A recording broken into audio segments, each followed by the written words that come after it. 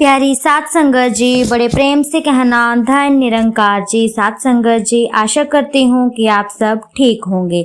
फिर से आज दासी आप जी के सामने प्रेरणादायक कहानी लेकर के आई है, विश्वास। तो आओ चलते हैं इस कहानी की ओर।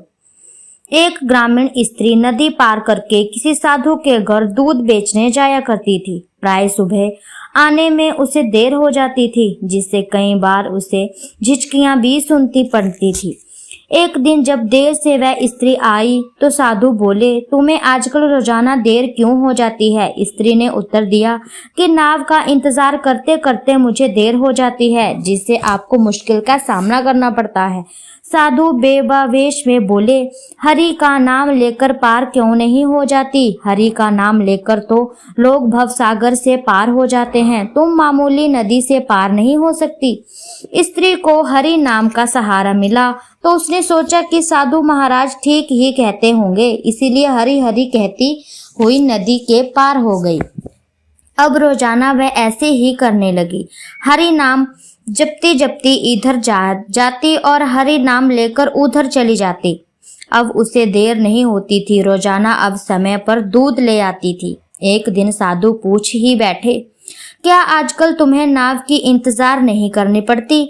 उस स्त्री ने पूरी बात बता दी कि हरि नाम लेकर वह नदी पार कर लेती है। साधु महाराज आवेश में कही हुई उस बात को भूल चुके थे। जब उस स्त्री ने याद दिलाया कि महाराज आपने ही तो यह तरीका बताया था, तो साधु को सहसा विश्वास नहीं हुआ। साधु बोले, आज मैं स्वयं तुम्हारे साथ चलूंगा। साधु उस स्त्री के साथ चल दिए। नदी के किनारे से वह ग्रामीण स्त्री उसी तेजी से पानी से हरि हरि कहती हुई उतर गई। वह ऐसे चलने लगी जैसे सड़क पर जा रही हो। उसने घूमकर साधु की ओर देखा तो कि अभी किनारे पर ही खड़े हुए थे।